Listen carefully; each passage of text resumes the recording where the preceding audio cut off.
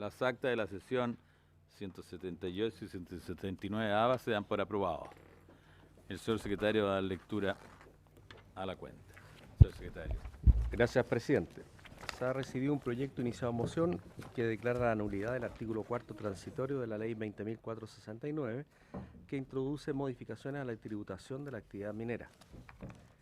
2. Oficio del Secretario General de la Corporación, mediante el cual remite proyecto que facilita la aplicación efectiva de las penas establecidas para los delitos de robo, hurto y reaceptación y mejora la persecución penal en dichos delitos correspondiente al boletín 9885 para que informe la modificación introducida por el Senado en segundo trámite constitucional.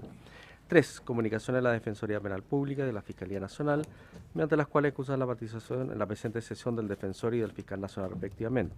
Asimismo informa que asisten los asesores de la Defensoría Penal Pública, señores Francisco Geise y Cristian Irarrázaval, y el asesor de la Fiscalía Nacional, señor Roberto Morales. Eso es todo, presidente. ¿Alguna palabra sobre la cuenta? El diputado Cristian Monkever tiene la palabra.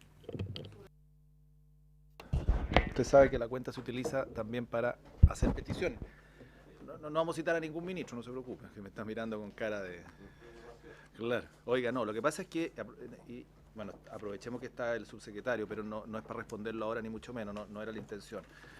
A mí me visitaron hace unos días atrás la Asociación Nacional de Directivos, o sea, los no uniformados de Gendarmería. ¿Ok? Y ellos tienen, entiendo, una mesa de trabajo que busca resolver una serie de inquietudes remuneracionales que quedaron pendientes de la época en que se acuerda que aprobamos en esta misma comisión hace bastante tiempo atrás una mejora importante a los uniformados. Entonces mi idea era solicitarle a usted, porque entiendo que de esa mesa de trabajo surgió un anteproyecto, que me lo entregaron y me lo dieron a conocer.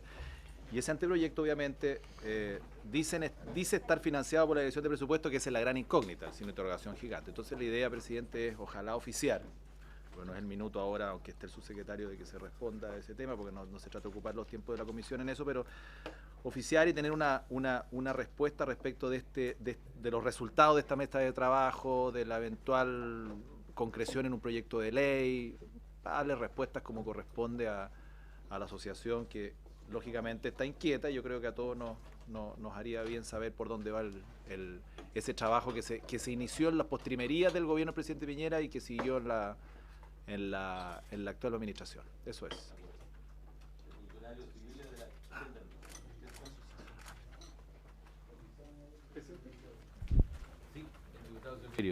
Sí, respecto de la misma petición formulada por el diputado Monkever, me parecería interesante poder invitar al presidente de la asociación, porque ellos conocen el estado real de avance de la mesa, y sería valioso contar con la presencia de ellos.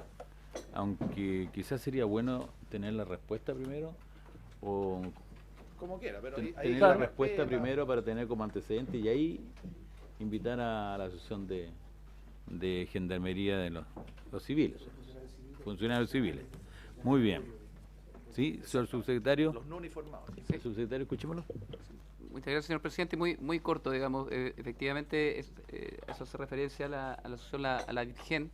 Ya nosotros vamos a responder el oficio, pero también quiero señalar que yo me junté con ellos personalmente hace aproximadamente una semana. Hemos estado en constantes conversaciones con ese gremio. Es un periodo de contracción económica el que nosotros estamos viviendo, y la idea es poder, digamos, fortalecer a nuestros servicios en el marco de los presupuestos también correspondientes. Llegó la ministra a salvarme. Por favor, perfecto. Muy bien, perfecto. Entonces, junto con darle en primer lugar la bienvenida a la ministra, diríamos, a nuestra comisión, quiero decirle que esta sesión tiene por objeto continuar entonces con la discusión del proyecto iniciado en moción que modifica el Código Procesal Penal para evitar la dilación injustificada de la audiencia en el juicio penal.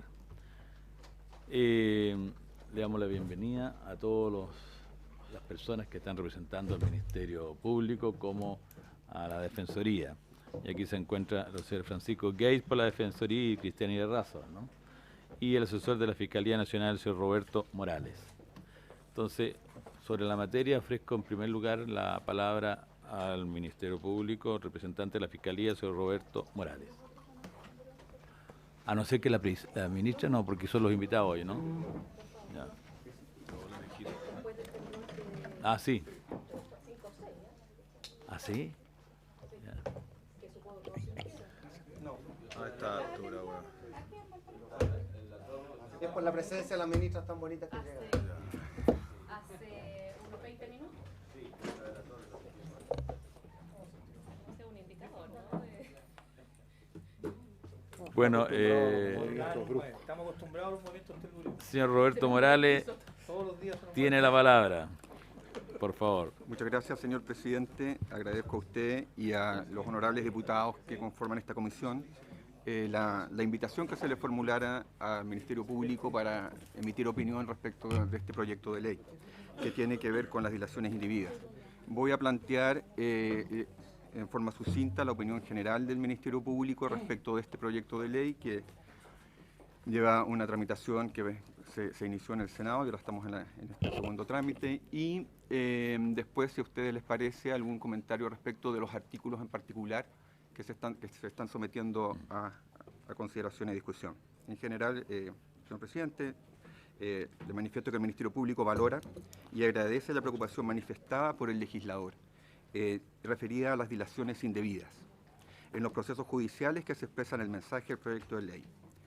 Dichas dilaciones indebidas impiden u obstaculizan la persecución penal y tienen un alto costo para el sistema en su conjunto, ya que en la práctica se postergan audiencias fijadas generalmente con varios meses de anticipación y se obliga a reprogramarlas, lo que ocurre particularmente en audiencias de juicio oral propiamente tal, en el juicio oral propiamente tal y en procedimientos abreviados. Respecto a este tema que me parece esencial, les quiero informar que he consultado incluso hoy día mismo a la Fiscalía Local de Talca cuánto se están demorando las reprogramaciones de los juicios cuando son suspendidos. Me decía, hoy día se suspendieron 3, juicio oral que estaba fijado para el 18 de abril, la reprogramación por parte del tribunal es para el 20 de septiembre, 5 meses más para volver a tener audiencia de un juicio oral. Esto es un dato concreto, si ustedes lo solicitan, tengo el RIT, etcétera, pero lo quería comunicar como un dato objetivo que incurre y que afecta a este proyecto. La reforma, hago mención, tuvo entre sus objetivos dar mayor celeridad a la tramitación de las investigaciones penales, la reforma procesal penal me refiero, resolviendo el conflicto penal en un tiempo más breve y acotado, a diferencia de aquellos largos juicios del antiguo procedimiento penal, que se eternizaban. El abuso de ciertas normas procesales, como lo que se está produciendo respecto al artículo 10 del Código Procesal Penal, referente a la cautela de garantías, es una norma que afecta esencialmente a la buena fe procesal del sistema procesal vigente. Es importante señalar que dicha situación se produce en diversos juicios y especialmente grave en aquellos juicios orales en cuales se investigan investigaciones complejas.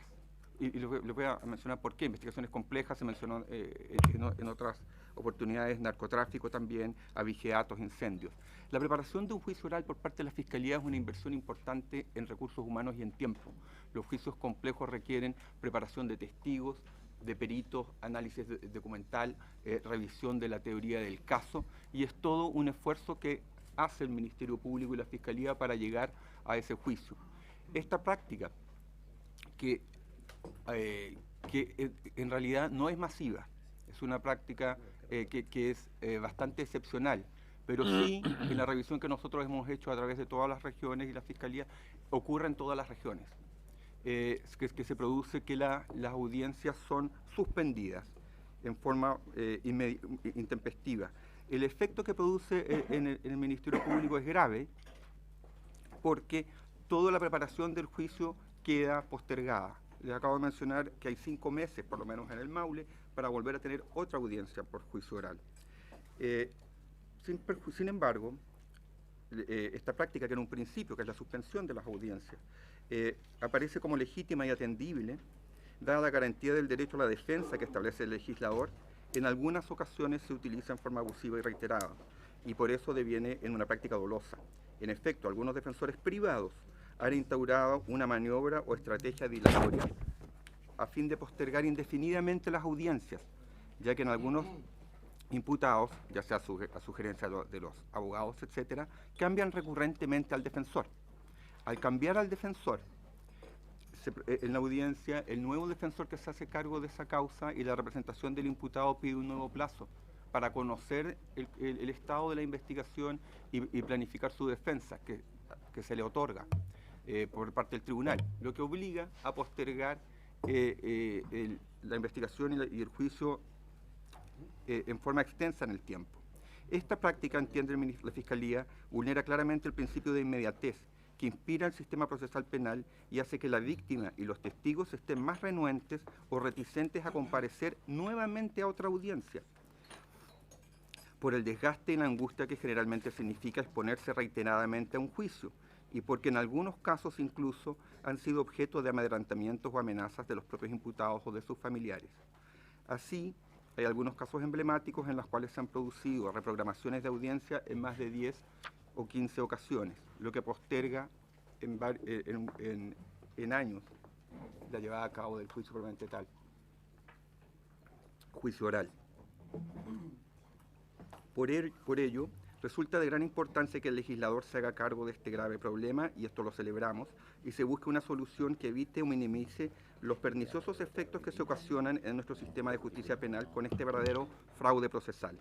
Nos preocupa que una mala práctica procesal utilizada por algunos defensores particulares pueda expandirse como una estrategia de litigación tolerada por el bajo costo que implica su aplicación y los altos beneficios que les reporta, y dañan sistemáticamente los esfuerzos significativos que realiza la Fiscalía para preparar la prueba, preparar peritos, testigos, análisis de casos, etc. La detección de esta práctica y el esfuerzo de eliminarla es agradecida por el Ministerio Público.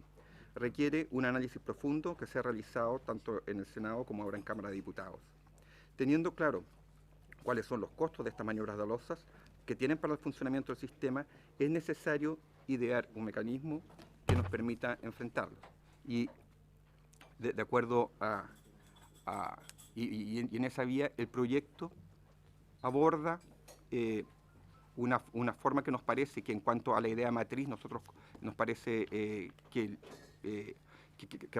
respaldamos, en el sentido que da una solución, quizás no completa, a una práctica que nosotros tememos que con el correr del tiempo se empieza a transformar en tolerable por los tribunales, y que es una práctica que es muy perniciosa para el sistema y que hay que limitarla en la forma más concreta posible.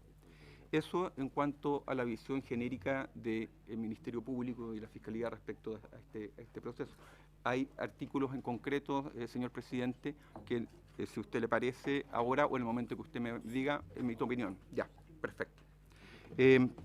Voy a ir artículo por artículo, señor presidente. Dice, respecto al artículo 10, cautela de garantías, el primer inciso queda igual al inciso que tenemos en el Código Procesal Penal, así que no emito comentario alguno.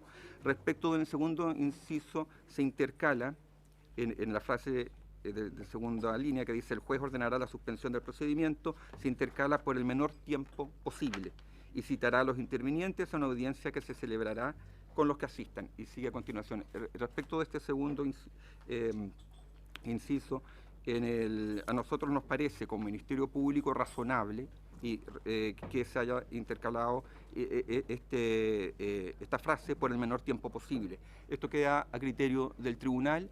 Nosotros hemos reflexionado al respecto, que va a depender de cada investigación. Las investigaciones son todas distintas, son todas complejas, y algunas que ese menor tiempo posible puede ser un tiempo no tan breve, y en otras investigaciones debiera ser prácticamente inmediato. Por consiguiente, respaldamos esa frase que se intercala. Se agrega un tercer inciso en el artículo 10, que dice, la voy a leer para poder expresar, que dice: con todo, no podrá entenderse que existe afectación sustancial de los derechos del imputado cuando se acredite por el Ministerio Público o por el abogado querellante que la suspensión del procedimiento solicitado por el imputado o su abogado solo persigue dilatar el proceso. En este caso, nosotros como Fiscalía tenemos cierta observación que hacer, porque estamos en un proyecto que lo que está intentando regular es la dilación indebida. Indebida, o sea, cuando la dilación está justificada, no hay ningún problema. Esto es indebida cuando obedece a estas prácticas dolosas y mañosas presentadas como estrategias y que acarrean un gran perjuicio para las investigaciones. Se está incorporando este párrafo en el cual le pone la carga de la prueba a la fiscalía o al abogado particular, al querellante particular, que tiene que probar que esa suspensión lo dice en forma muy expresa, solo persigue dilatar el proceso. O sea que el único objetivo es ese, dilatar el proceso, y eso queda de cargo de la fiscalía, que los quiero llevar al escenario real, en el cual hay un fiscal en general preparando un juicio con testigos, con pruebas, porque esto está para juicio oral, no está para los juicios simplificados, estamos en ese escenario. Esto ocurre en investigaciones de casos complejos, lo consulté en la mañana, me lo ratifican, temas de narcotráfico, y en general está repartido en muchos juicios, pero en general donde afecta gravemente es en los juicios complejos. En ese escenario se le está pidiendo a la Fiscalía que además pruebe que este hecho, que se produce en forma muy intempestiva, estamos frente a una audiencia de una audiencia de preparación de juicio oral o iniciando juicio oral y me cambian el defensor particular. Estoy ubicando en ese escenario.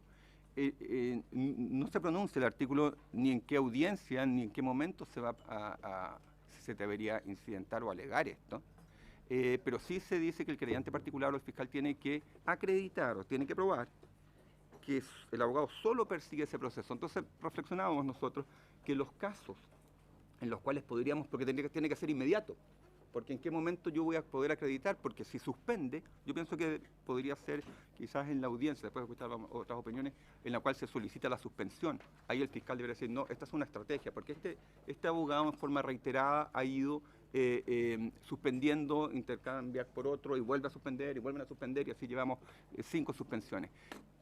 En el mundo real yo pienso que una buena defensa no va a incurrir en eso. Van a ir cambiando por formas distintas, o hay otras formas de suspender, licencias médicas, etc. Entonces le estamos poniendo a la Fiscalía una prueba, hacerse cargo de acreditar que solamente el objetivo perseguido es la dilación del proceso. Quiero hacer la salvedad que es un tema que no tengo una propuesta para cambiarle esto por otro en este momento. Pero sí pongo la salvedad que nos están agregando a un fiscal que no está preparado porque tiene la prueba en otro destino, salvo que pero ya sería muy evidente y creo que por consiguiente excepcionalísimo, que nosotros ya sepamos que estas personas de tal bufetes tienen esta práctica habitual. Pero dejo la salvedad respecto de eso. Lo mismo que respecto de que si hubiera alguna precisión en qué momento o en qué audiencia, si es un incidente inmediatamente posterior o en la misma audiencia de suspensión, en el cual se trata este tema. Eso respecto del artículo 10. En general, nos parece que podría hacerse, quizás profundizar el análisis, quizás incluso por parte de nosotros. El artículo 103. En el artículo 103 es un artículo absolutamente nuevo completo, es el 103 bis. Sanciones al defensor que no asistiere o abandonara la audiencia. No sé si lo damos por leído o lo leo como a ustedes les parezca. Está leído por ustedes para no ser reiterativo ni quitarles tiempo. Respecto de eso, las sanciones del defensor que no asistiere o abandonara la audiencia injustificadamente, nosotros nos parece razonable. Nos parece que estamos de acuerdo como Fiscalía respecto a que sea sancionado el abogado particular o el abogado que incurra en estas prácticas dilatorias. Estamos en ese escenario, estamos en dilación indebida.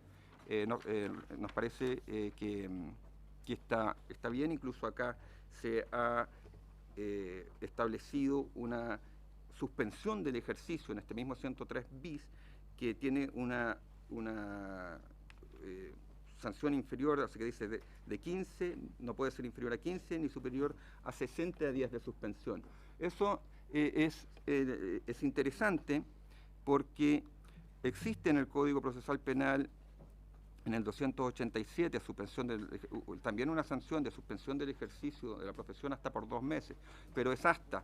Lo que pasa es que no se ha aplicado, no se aplican estas normas. En cambio acá estaríamos estableciendo un mínimo, que es un mínimo no menor, lo cual podría desincentivar esta práctica, así que estamos de acuerdo con eso. Respecto al artículo 106, el artículo 106 incorpora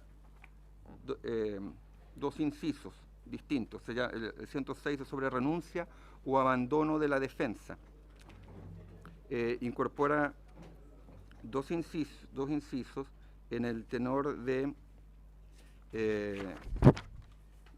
no podrá ser presentada la renuncia por el abogado defensor dentro de los 10 días previos a la realización de la audiencia de juicio oral, y en el inciso siguiente dice: el abogado defensor que renunciare a su cargo en los plazos señalados en el inciso anterior o abandonare o dejare de asistir injustificadamente a las mencionadas audiencias tendrá la sanción del 103 bis que acabamos de revisar. Nos parece adecuado. Se establece aquí un mecanismo de responsabilidad respecto del abogado que detenta el patrocinio y poder con el imputado y que está a cargo de su defensa. De esta manera se desincentiva esta práctica, que es menor pero es grave, porque aplica un plazo que nos parece conveniente. Dice que nosotros no podemos impedir que haya una renuncia de un defensor respecto a un imputado. Pero aquí hay un plazo que establece. Usted lo puede hacer, pero cuando ya estamos 10 días antes o estamos en el juicio, usted tiene que renunciar antes. Nos parece satisfactoria la propuesta a ese tenor.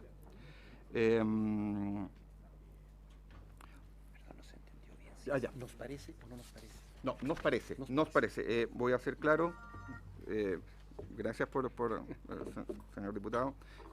Nosotros nos parece al Ministerio Público que es un mecanismo razonable el que se está proponiendo. Respecto al artículo 269, comparecencia del fiscal y del defensor, los comentarios que voy a formular en representación del Ministerio Público están muy vinculados también al 287, que son situaciones que se tratan en forma muy parecida. Comparecencia del fiscal y el defensor y sanciones al fiscal que no asistiere o abandonare injustificadamente la audiencia.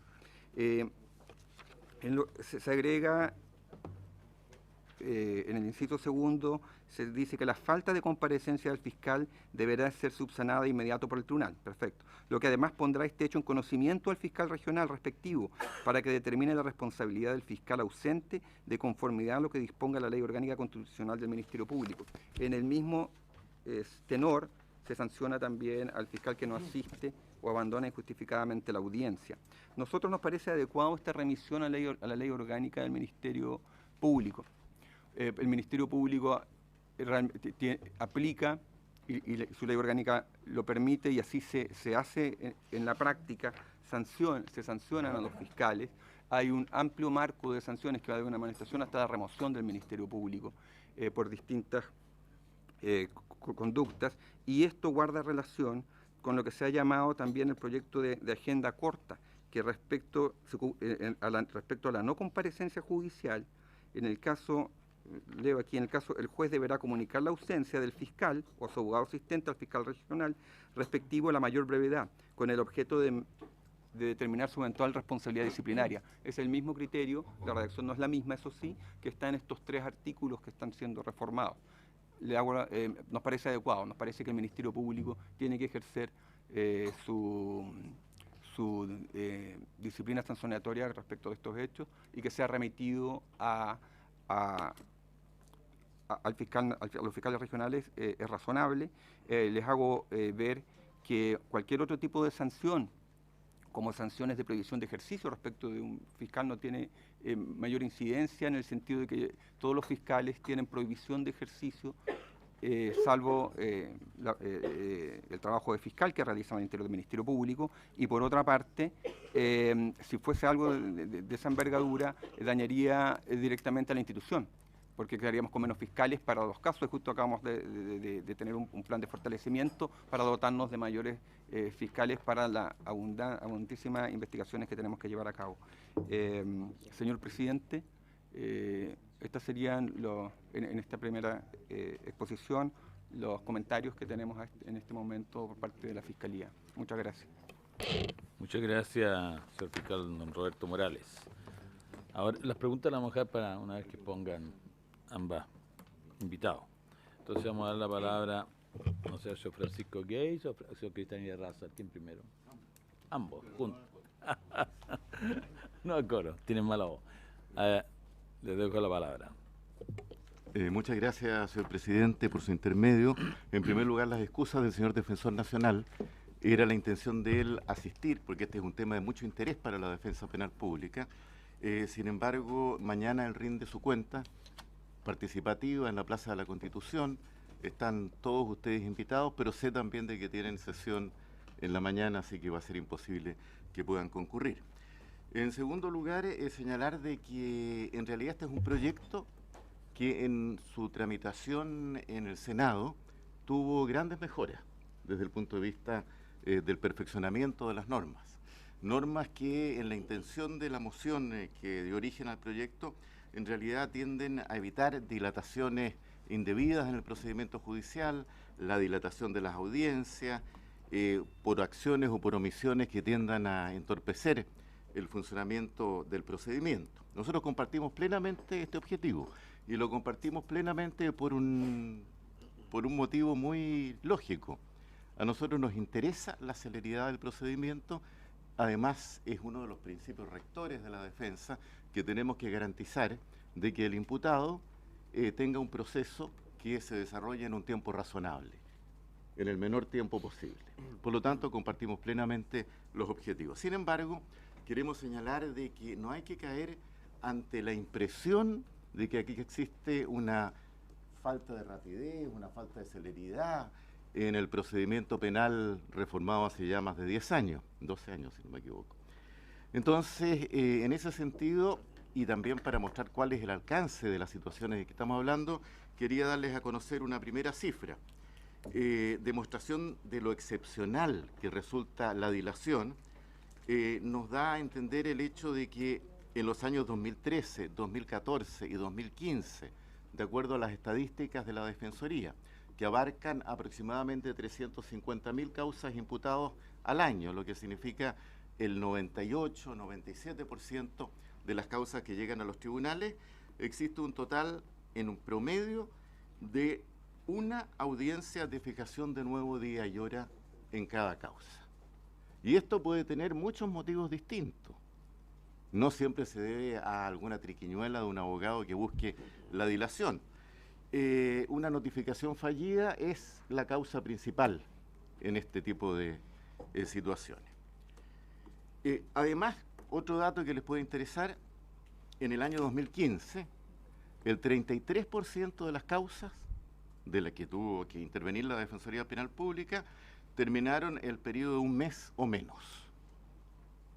Ahora, si damos un plazo un poco más largo, para no cansarlos dándoles cifras respecto de los periodos intermedios, el 76% de las causas finalizaron en menos de 6 meses. ¿Cuántas son las que terminan en un periodo superior al año calendario? Un 12,4% de las causas. Esa es la realidad, por así decir, global respecto de la celeridad del procedimiento penal nuevo. Y como les señalaba yo, para nosotros es algo bien importante, incluso se encuentra mencionado en los estándares de la defensa penal pública, el hecho de que la competencia profesional del abogado se demuestra también en que el imputado no debe ser sometido a una investigación más allá del tiempo estrictamente necesario. Pero vamos a las propuestas de modificación, que son las que interesan hoy día y que ya de alguna manera empezaron a ser analizadas en la sesión anterior. Nosotros en general, lo anticipo, estamos de acuerdo en las propuestas de modificación y creemos que la mayoría de ellas inciden realmente en evitar una dilación que, siendo excepcional, puede en realidad existir en algunas causas. Pero partamos con el artículo 10, donde tenemos sí algunas diferencias. La función del artículo 10, eso es lo primero que queremos señalar, la función del artículo 10 es resguardar las garantías del procedimiento de que es titular el imputado. Está ubicado el artículo 10 en el título primero del Código Procesal Penal, que ¿qué es lo que hace? Regula los principios básicos del proceso. Por lo tanto, se trata de una norma de aplicación general en el procedimiento penal. No está pensada para una determinada audiencia o para un determinado motivo. Está pensado para todos aquellos casos en los cuales existe alguna obstaculización para que el imputado pueda ejercer sus derechos. Lo más común y corriente es que se trate de que el imputado no puede enfrentar el procedimiento, así que está aquejado por alguna enfermedad grave, por una enfermedad mental, etcétera, y esos son los casos en los cuales hay suspensión propiamente del procedimiento. Ahora, respecto de la incorporación en el inciso segundo, a continuación de las palabras suspensión del procedimiento, de la expresión por el menor tiempo posible, estamos plenamente de acuerdo. Nos parece que responde a la lógica del procedimiento penal. Hay que evitar, lógicamente, dilaciones y una suspensión del procedimiento debe extenderse, por supuesto, solamente por el tiempo estrictamente necesario para la salvaguarda de los derechos y garantías del imputado. Pasemos a la agregación del inciso tercero, que no lo voy a leer nuevamente porque ustedes lo tienen a la vista. Lo primero que queremos señalar, y de alguna manera en eso coincidimos con el Ministerio Público, en que este agregado es innecesario. Innecesario. Sí, nos parece absolutamente innecesario. Voy a explicar por qué. Primero, dando a conocer cuál es la situación real respecto del problema de dilación en relación a lo que es la cautela de garantías y la suspensión del procedimiento. Es absolutamente excepcional. Durante el año 2015, la Defensoría, ya les dije, representó 342.366 imputados. El total de las causas en que se registró audiencias de cautela de garantías, que pueden ser, como dijimos, por muchos motivos, llegó a 2.701. 2.701. Y solo se concedieron 23 suspensiones del procedimiento. Esa es la realidad de la que estamos hablando cuando hablamos, o podríamos hablar, de dilaciones en el procedimiento penal motivadas por la cautela de garantía. Por eso decimos nosotros, en primer lugar, de que nos parece bastante injustificado, dada la magnitud del problema de que estamos tratando respecto de la cautela de garantías. Pero además, ¿cómo funciona la cautela de garantías? Cuando se plantea una cautela de garantías, el juez tiene dos posibilidades, y una es la más utilizada. La primera posibilidad que tiene el juez es adoptar las medidas para permitir el ejercicio de los derechos y garantías del imputado. Esto es el mecanismo más utilizado, ya lo señalamos, en el procedimiento penal chileno. El juez puede disponer en muchas medidas distintas, que es lo que hace por lo general citar audiencias especiales, exigir que la Fiscalía ponga a disposición como corresponde la carpeta investigativa, porque muchas veces ese es el problema. Y esa es, por lo tanto, la primera solución que se entrega a la cautela de garantías. Recién la segunda, y la menos utilizada, como ya veíamos, es la suspensión del procedimiento. Y la suspensión del procedimiento, y ya lo señalamos, ha tenido una aplicación de manera excepcional, tiene carácter de última ratio, solamente la toma el juez en casos extremos para asegurar las garantías y derechos del imputado. Tienen siempre en esa audiencia de cautela de garantías los intervinientes la posibilidad de impugnar la posibilidad de la suspensión, pero por supuesto también la concesión de la cautela de garantías. Y por lo tanto, en esa audiencia es donde el Ministerio Público puede hacer valer evidentemente sus argumentos respecto de lo que se está solicitando, tanto de la cautela como de la posterior suspensión que pudiera ser efecto de la cautela de garantía. Entonces, ante una situación tan excepcional como esta, nosotros creemos que intervenir en un principio general y en un instrumento mucho más amplio y vasto, creado para garantizar derechos fundamentales, resulta exagerado. Eso respecto de la cautela de garantía.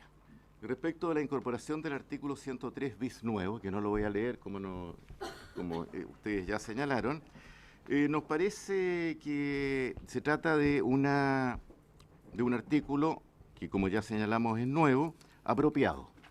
Estas medidas sí tienden a evitar cualquier tipo de dilación injustificada.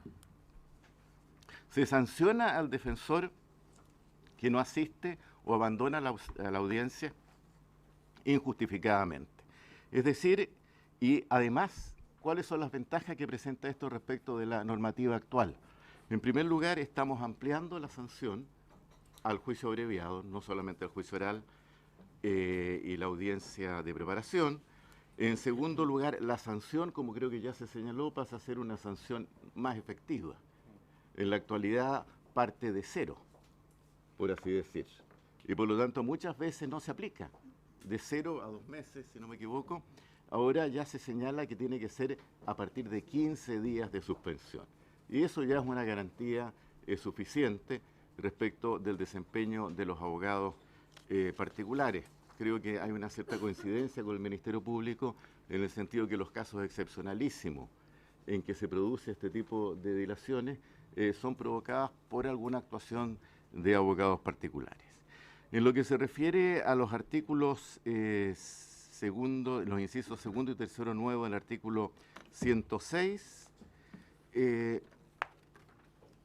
esto es muy importante. Creemos que también va a evitar dilaciones. ¿Por qué? Porque el fijar plazos de esta naturaleza va a permitir al defensor penal público que tenga que asumir la causa por la renuncia del abogado particular, tener el tiempo suficiente para preparar la defensa. Entonces no vamos a tener que estar pidiendo y solicitando nuevos plazos con el objeto de revisar a cabalidad el expediente, la carpeta de investigación y los antecedentes que están en el tribunal, sino que vamos a tener un plazo que ya va a estar fijado con anterioridad por la ley. En ese sentido, nosotros creemos que estas dos regulaciones son las que realmente van a ayudar a solucionar el problema. Y finalmente, respecto de la sanción al fiscal, entendemos que ahí hay una diferencia importante entre el abogado, incluso el defensor, que puede ser un defensor licitado, y el fiscal. El fiscal no puede ejercer la profesión. El defensor penal público tampoco, pero en este sentido, salvo excepciones. Pero en ese sentido estamos de acuerdo en que la regulación se haga tal como está planteado en el proyecto. Eso sería, señor presidente. No sé si quiere agregar algo. Sí. Don Cristian. Acá. Gracias. Señor presidente, solo para complementar brevemente, para aclarar lo que señaló Francisco, que creo que quedó claro, pero siempre es bueno poner un ejemplo concreto, digamos. En el caso de por qué nosotros sostenemos que es innecesaria la modificación del inciso tercero que señaló Francisco antes, en relación a la suspensión del procedimiento, la verdad es que, del artículo 10 exactamente, la cautela garantía, la verdad es que cuando se pide una cautela garantía por parte de un defensor, lo que se discute es simplemente si es que se concede o no se concede la cautela garantía, y para el evento que se conceda, si es que es necesario no suspender el procedimiento. Por lo tanto, evidentemente, si es que el juez estima, porque así lo logró, digamos, así logró convencerlo el Ministerio Público, la querellante, que la suspensión, o sea, que la cautela garantía se solicitó solamente para dilatar el procedimiento, es evidente que el tribunal va a rechazar la cautela garantía. Por eso nosotros creemos que este inciso nuevo es innecesario, porque eso ya opera así en la práctica. O sea, si yo, tribunal, estimo que me están pidiendo la cautela garantía solamente para obtener una ganancia procesal, la rechazo. Entonces no tiene sentido este nuevo inciso. Y solamente quería hacer presente en el caso del artículo 106, si bien estamos de acuerdo, como señaló Francisco, un problema quizá de redacción que se podría dar en tribunales en relación al inciso segundo, porque se plantea quizá la renuncia, digamos, el tema de la renuncia dentro de los plazos en forma quizá muy categórica, porque se señala en el inciso segundo el abogado defensor que renunciara a su cargo en los plazos señalados en el inciso anterior, o abandonar o dejar de asistir injustificadamente a la audiencia, será sancionado con la suspensión del ejercicio. Entonces mi duda es que no se podría hacer la mala interpretación de que en el caso de que esa renuncia dentro de esos plazos pudiera llegar a ser justificada, por ejemplo, no sé, muerte de algún familiar cercano o algo similar, igualmente se aplicara la sanción, porque parece ser muy perentoria la redacción del artículo, o podría ser dudosa la extensión del injustificadamente también esa hipótesis. Entonces quizá se podría, si es que ustedes lo estiman necesario, tratar digamos, de dejar constancia de que eso también se extiende evidentemente al caso de que la renuncia dentro de esos plazos sea justificada, que no, obviamente no debería operar la sanción. Eso, señor presidente. Muchas gracias, Cristian. Se ofrece la palabra, diputado Sofirio, tiene la palabra. Gracias, presidente. Sí, surgen algunas dudas en relación con la expresión se sancionará con la suspensión del ejercicio de la profesión. Claro, hay diferencia entre fiscales y defensores penales públicos que no ejercen, no pueden ejercer la práctica independiente de la profesión. Pero no es razonable entender que esta norma puede permitir sancionar también a fiscales y defensores en aquellos casos en que hayan que no asistieren o abandonaren una audiencia injustificada, sea a partir del 103 bis o del 287, en términos de no poder comparecer ante los tribunales orales en lo penal, por una parte, y en el caso de los defensores penales privados,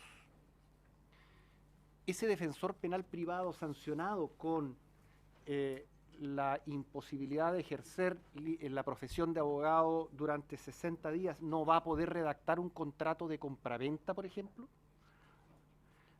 ¿O va a estar limitado solo su comparecencia a los tribunales en materia penal?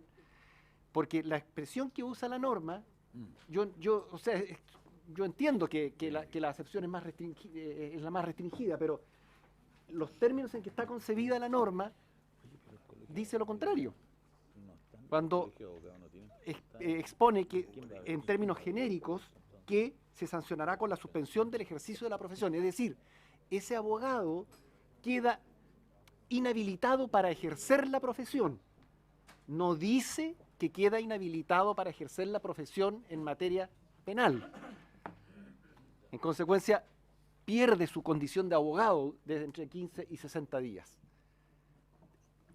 Me gustaría que el Ejecutivo ojalá pudiera explicarnos cuál es la interpretación correcta, digamos.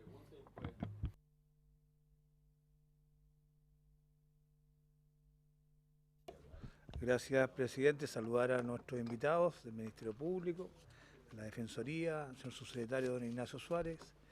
No me queda tan claro los hechos que fundamentan legislar en esta materia, porque lo he escuchado a ambos y ambos han dicho que las magnitudes de dilaciones que se produzcan por suspensiones injustificadas es bastante mínima. En materia de cautela garantía, incluso la Defensoría habló de 23 suspensiones en un año en cautela garantía. Es decir, estamos legislando para esas 23 suspensiones.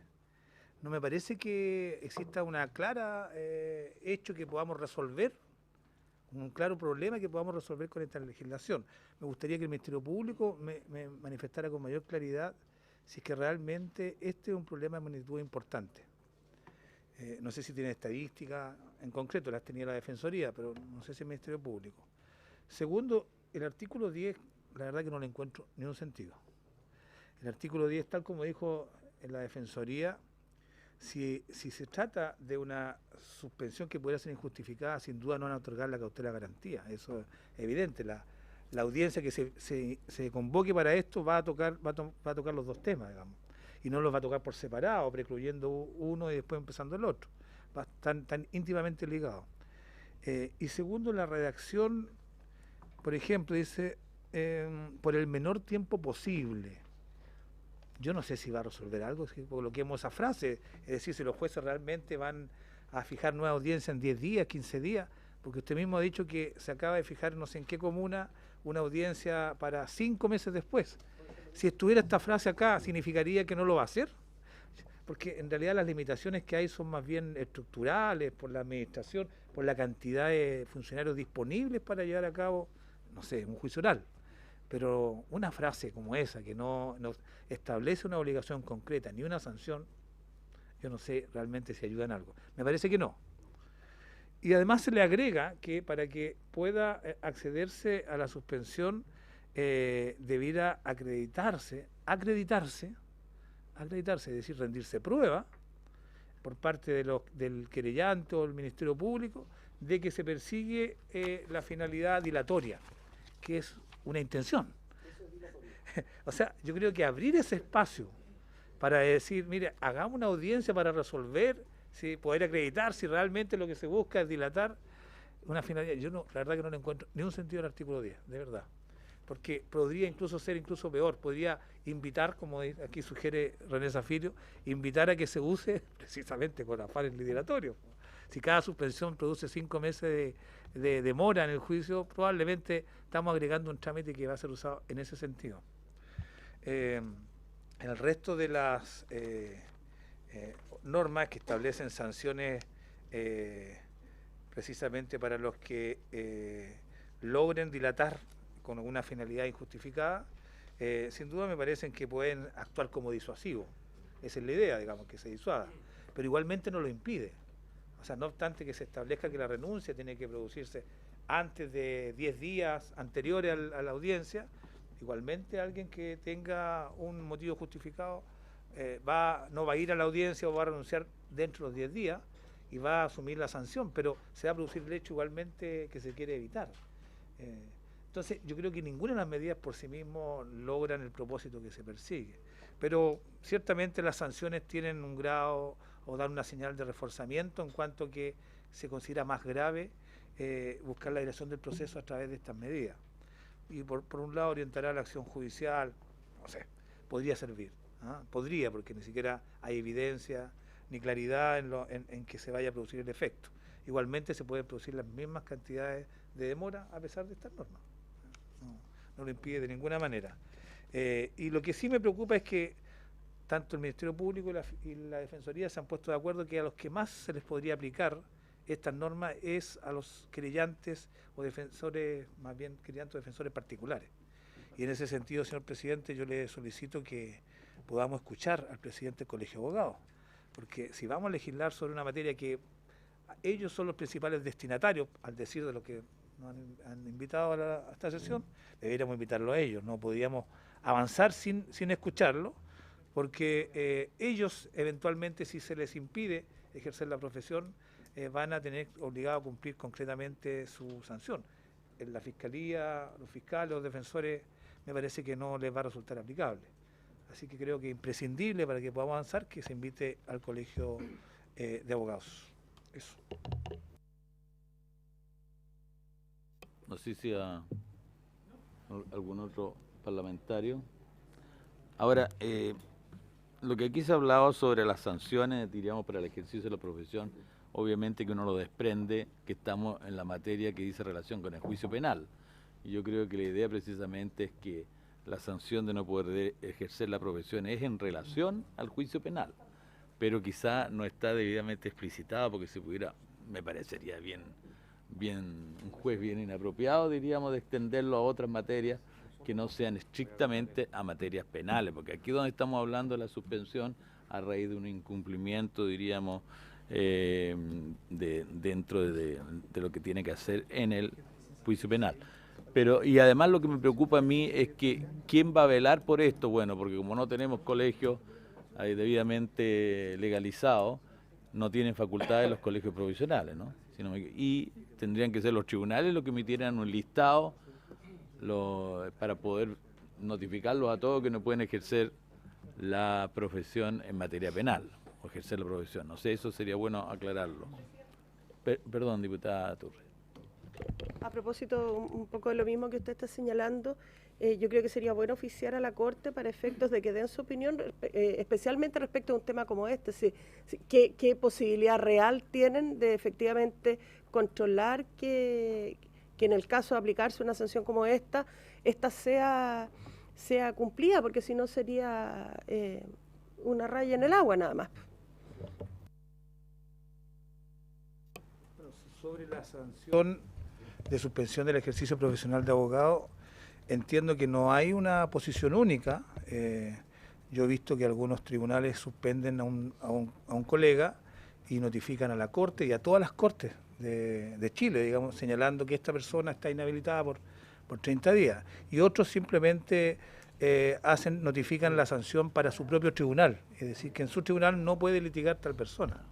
Entiendo que han habido amparos judiciales donde diversos abogados han cuestionado el efecto o la expansión de la medida y ahí se ha ido fijando una jurisprudencia, pero creo que no es pacífico. Yo creo que sería bueno que el mismo colegio de abogados nos pudiera mencionar, porque ellos también aplican esa sanción a sus colegiados.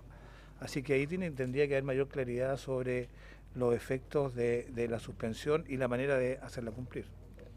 Muy bien. Primero, representante del Ministerio Público. Muchas gracias, señor presidente. Por su intermedio voy a dar respuesta a las consultas que se han formulado acá en la forma más precisa posible. Respecto de que efectivamente estamos revisando una situación que es excepcional, eso es cierto.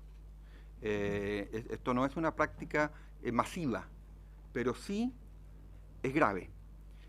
Consideramos que es grave, está en las distintas regiones donde hemos consultado a los fiscales, todos prácticamente les ha ocurrido en alguna oportunidad, pero es excepcional. El problema que yo creo que habría que centrar la atención en la gravedad que tiene esta práctica, porque no tiene un costo respecto del abogado o de la defensa particular que lo practica. Por consiguiente, lo que en algún momento pasa a ser una malentendida estrategia de litigación puede extenderse a ser quizás una práctica un poco más generalizada. Es cierto lo que usted dice respecto de que son casos menores. No dispongo en este momento, frente a la consulta que usted me formulaba, datos estadísticos que yo le pueda hacer llegar en este momento o dejarlos acá a la comisión para decir, miren, respecto de la estadística que maneja la Fiscalía Nacional, más o menos tenemos esta información. Si fuese de su interés, yo me comprometo al Ministerio Público, señor presidente, a hacer llegar al menor tiempo posible, usando la misma frase que está en el artículo, ya lo aprobamos. Claro. Un informe al respecto para que se tenga este número. Lo que sí quiero insistir que este proyecto sí toca un tema que es grave, está contenido probablemente, pero sería dable de alguna manera intentar limitarlo. Respecto del proyecto y la idea matriz, nosotros nos parece adecuado. El artículo 10 es cierto. El artículo 10 es agregar este peso a la Fiscalía, que yo se lo puse en términos más objetivos, no quería abrir el debate de esa forma, respecto de que una carga que de todas maneras en la audiencia normal de la suspensión se va a producir por parte del fiscal de alegar que efectivamente esto no debiera proceder, esta suspensión, por ser indebida. No parece necesario agregar ese inciso tercero. Sí, respecto al menor tiempo posible, sí nos parece. Que quiero insistir en el menor tiempo posible en el sentido de que sí fija un plazo al juez, porque en la práctica los tribunales también tienen una dinámica distinta de operar, y aquí el legislador le está indicando que para estas situaciones tienen que hacer o operar un plazo muy acotado. Les quería traer a colación lo que se ha mencionado por varios de los honorables diputados acá, la preocupación que les genera esta suspensión del ejercicio de la profesión de abogado, del plazo que aquí se establece, que nos parece que es un plazo que tiende a ser efectivo, porque tiene por lo bajo 15 y 60 en su máxima extensión. Pero les quiero mencionar que es una sanción también de suspensión de la profesión de abogado, ya está en el Código Procesal Penal, en el artículo 287, donde se dice sanciones al abogado que no asistiere o abandonare la audiencia injustificadamente. Y se manifiesta ahí que se sancionará con suspensión del ejercicio de la profesión hasta por 2 meses, o sea, de 0 a 2 meses, y opera un poco lo que ustedes han manifestado, que claro, cuando es 0 a 2 meses no se aplica. Hay un artículo acá en ese tenor, por lo menos por la experiencia de nosotros que yo conozca, sin aplicación, pero va en la línea de lo que se ha propuesto. Respecto de los demás artículos y la sanción, a nosotros nos parece que son adecuadas y tienden a dar una contención y una solución a este problema, señor presidente. Muchas gracias, señor Roberto Morales. Tiene la palabra entonces Francisco Geis. Señor presidente, por su intermedio, en realidad cuando nosotros hablamos de lo excepcional es en general, pero más excepcional es respecto a la cautela de garantías, eso es lo que queríamos señalar. Ese es el tema central. Para nosotros la modificación en materia de cautela de garantías es realmente inútil. Ahora, hay casos, pero por lo general no tienen que ver con cautela de garantía. Nosotros examinamos los casos más complejos y hay uno que es el famoso de la causa sobre el Fondo Brasil, en la comuna de Lautaro, en el que hubo una dilación muy relevante, 30 postergaciones, pero ninguna tuvo que ver con la cautela de garantías. Hicimos el ejercicio de ver a qué se debían estas postergaciones. Y dice el resultado, se entró en una dinámica de postergaciones donde todos colaboran en esta dilación. 8 ocasiones fue de común acuerdo entre los intervinientes o con la aquiescencia del Ministerio Público. En 3 ocasiones porque la Fiscalía debía entregar copias de antecedentes investigativos a la defensa. En al menos 6 ocasiones por una razón atribuible al tribunal. Por ejemplo, la audiencia de preparación de juicio oral se postergó en varias ocasiones por carga de trabajo. Entonces, realmente yo creo que lo de la cautela de garantías, y estos son los ejemplares, digamos, hicimos un estudio en las partes donde nosotros creíamos que realmente podía suceder esto y que era la Araucanía, donde más se comentaba, y la intención del senador Espina era precisamente, tenía como acicate de esta moción lo que estaba sucediendo en la Araucanía. Entonces, llegamos a la conclusión de que realmente cautela de garantías no tiene que ver, salvo muy excepcionalmente, con este problema. En segundo lugar, respecto, ya se señaló el 287, ya señala esta sanción. Lo que pasa es que, como señaló el diputado, hay una interpretación distinta de los tribunales. Por lo general, la interpretación es que se trata de la comparecencia en tribunales. Si esto, en cualquier tribunal, si es que esto se extiende a todos los tribunales, va a depender de la agilidad, de la comunicación que exista de parte del tribunal que impone la suspensión. Y resumiendo, a nosotros lo más útil nos parece el tema del plazo. Eso impide que haya dilaciones de parte de los defensores penales públicos para poder conocer de mejor manera la carpeta y poder realmente desempeñar su labor de defensa. Muchas gracias. ¿No? Gracias. El subsecretario, le cedo la palabra. Muchas gracias, señor presidente. Y por su intermedio, responder algunas consultas. Yo creo que la consulta del diputado Zafirio, por su intermedio, ya fue resuelta. O sea, cuando estamos hablando de la inhabilidad, es decir, las inhabilidades son de derecho estricto, al señalar que del ejercicio de la profesión se refiere a la comparecencia en juicio, y nosotros estimamos que si es que hay otro tipo de inhabilidades que hace referencia también a esta inhabilidad general de comparecencia en juicio, se debiera seguir, digamos, el mismo molde en este caso. Ahora, cuando se pregunta por qué legislar, y en particular del artículo 10º, nosotros no, y esto se discutió en la comisión en el Senado, esto se ingresa por moción, pero tuvo, digamos, tuvo el respaldo del Ejecutivo, que acompañamos nosotros en las diversas sesiones. Creemos que lo que hay acá en este proyecto de ley son varias normas que orientan al juez en las decisiones que se tienen que tomar. Un ejemplo claro es cuando se señala por el menor tiempo posible. Muchos preguntaban o se discutió si es que esto no era una obviedad, pero creo que la parte también de la legislación es orientar al juez en las decisiones que tiene que tomar. Y en el caso de la cautela de garantía y el nuevo inciso 3º, por ejemplo, es una contraexcepción finalmente a la cautela de garantías cuando se afectan derechos sustanciales.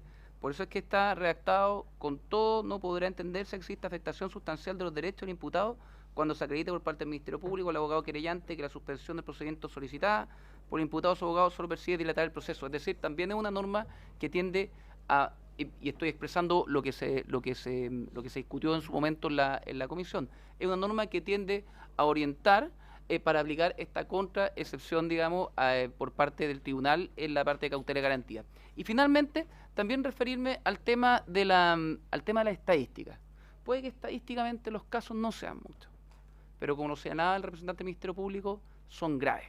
Y nosotros también tenemos que velar por la confianza en los procesos públicos y en particular en el proceso penal. Por lo tanto, independiente de que pueda experimentar cambios este proyecto, nos parece que la idea matriz es una idea que es relevante y es una idea que conlleva también a mejorar y a generar también una confianza adecuada en nuestro proceso penal, que teniendo una mayor celeridad también sea un proceso más cercano, un proceso más efectivo. Eso, señor presidente, muchas gracias. Muchas gracias, don Ignacio Suárez. No sé si alguna cosa. Bueno. Entonces le damos las gracias a los invitados. Vamos a suspender para poder despedirlos y continuamos la sesión, para tomar otro acuerdo.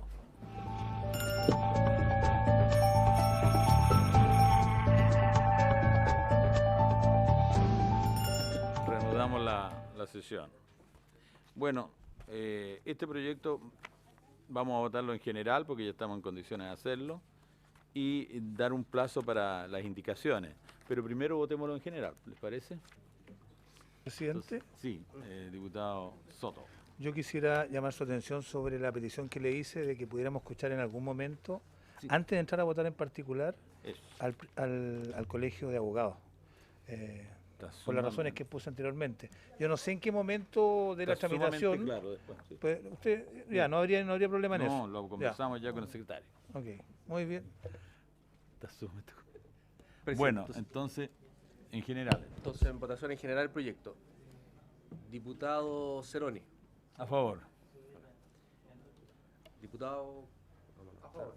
No. Ah, sí. Diputado Zafirio. A favor. Diputado Soto. A favor. Diputado Esquella. A favor. Diputado Tizotti. A favor. Diputada Turres. A favor. 2, 3, 4, 5, 6, 7. Entonces está aprobado en general por 7 votos a favor. Muy bien, lo vamos por aprobado entonces. Ahora vamos a fijar entonces un plazo para las indicaciones, pero conjuntamente con ello quizás antes fijar, diríamos, una audiencia para efectos de la invitación al presidente del Colegio de Abogados. El presidente del Colegio de Abogados, que podría quedar para la sesión, esto quedaría para la sesión del próximo miércoles. Del próximo miércoles. Bien. Ahora.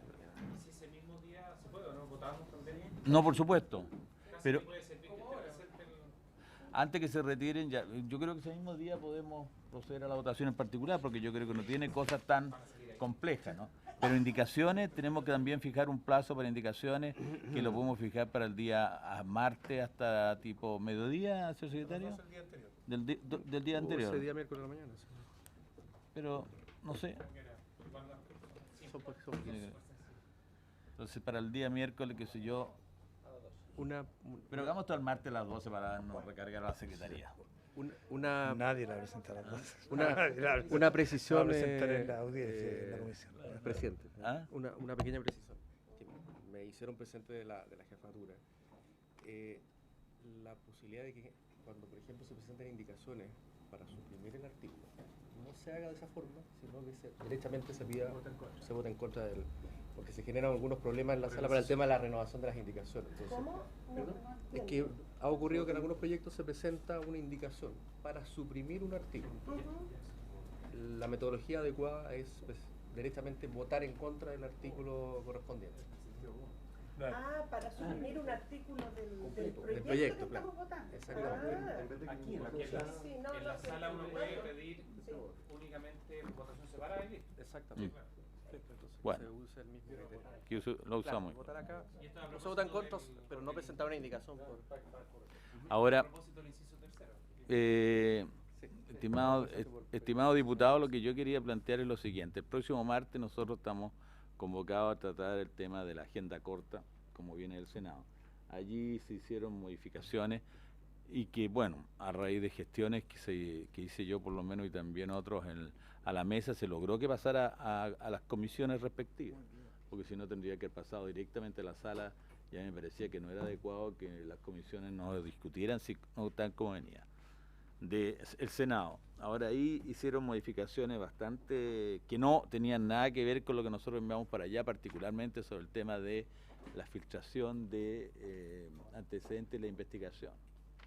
Entonces, el tema del control de identidad viene bastante similar, diría yo, pero hay cosas que podrían también verse. Ahora, en el tema de las filtraciones a mí me han pedido poder, diríamos, exponer de forma muy breve, porque tenemos el mismo día que votar nosotros.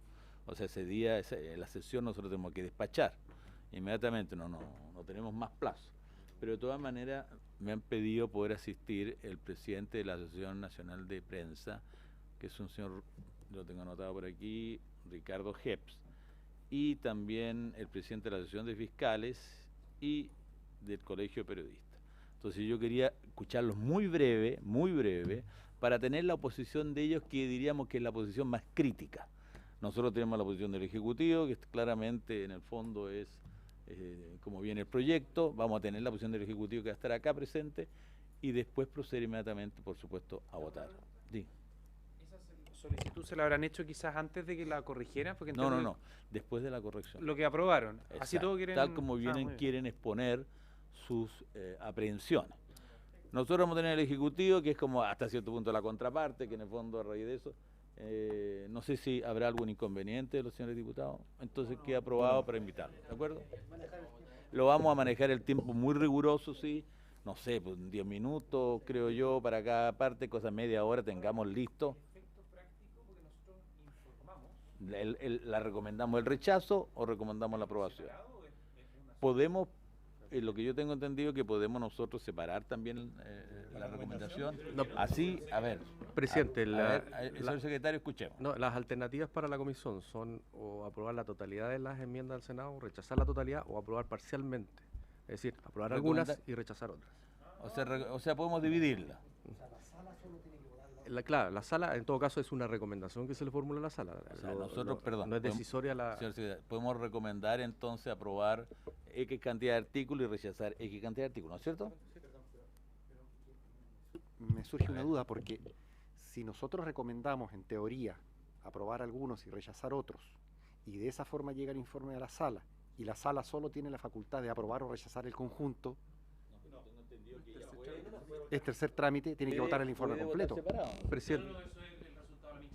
Presidente, el resultado... A ver, escuchemos... Con la propuesta de la comisión, la sala puede aprobar algunas y rechazar otras. En aquello que rechaza, va a la comisión mixta. De acuerdo, estamos bien. Entonces, y la propuesta de la mixta es lo que no se puede separar. Entonces quedamos... Usamos la invitación a las personas... Y la indicación, porque o sea, seguí el tema, pero también me perdí porque había tanta información. ¿De quién es? El presidente de la Asociación Nacional de Periodistas. No, la indicación, ¿quién defiende? Ya. El Ejecutivo planteó la indicación de la filtración. El Ejecutivo. Y va a estar presente. Y, claro, él planteó lo que viene en el fondo ellos a criticar, a poner, diríamos, sus aprehensiones. Y en el resto en la cédula de identidad fueron instrucciones de modificaciones de los mismos senadores. Bien, ¿estamos de acuerdo entonces? Bien. Sí, está por terminar.